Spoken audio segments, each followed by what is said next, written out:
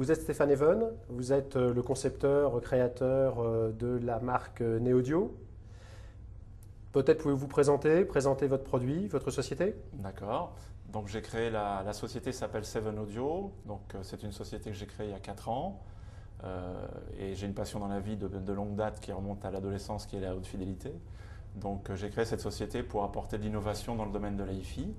Donc j'ai créé une marque qui s'appelle Neaudio et une gamme de produits donc, qui est composée aujourd'hui de 3 amplificateurs intégrés et d'un câble secteur.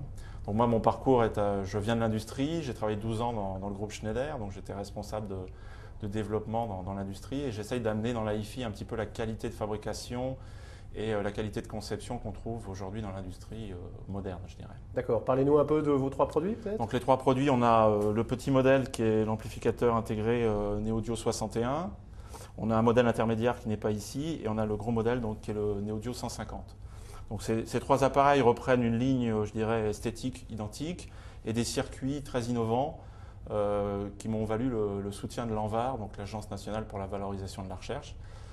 Donc ce sont des circuits qui font appel à des systèmes de correction d'erreurs comme on peut en trouver chez Alcro et PAS, qui sont 2 marques très prestigieuses en amplificateur. Donc ce sont des produits que j'ai voulu modernes. Donc ils ont d'abord un châssis qui est assez original, qui est constitué de tôles d'aluminium pliées. Ils font appel donc à une interface homme-machine qui est plutôt moderne avec un afficheur digital et des boutons. Donc je n'ai pas repris l'esthétique habituelle des amplificateurs où on peut trouver un gros potentiomètre et des ailettes de refroidissement. Donc ces produits sont conçus pour bien s'intégrer dans la maison, dans le cadre domestique et aussi bien sûr pour offrir la meilleure qualité du son possible. Donc moi je suis un fanat du son, je pense avoir une oreille assez affûtée et comme j'écoute tous les genres de musique, j'essaye de faire des électroniques très très neutres qui n'amènent pas leur personnalité dans le système. Donc on ne doit pas entendre l'amplificateur. Pour moi, un bon amplificateur, c'est un amplificateur qu'on n'entend pas et qui laisse exprimer les enceintes acoustiques qui, elles, ont une personnalité nécessairement. D'accord. Donc voilà.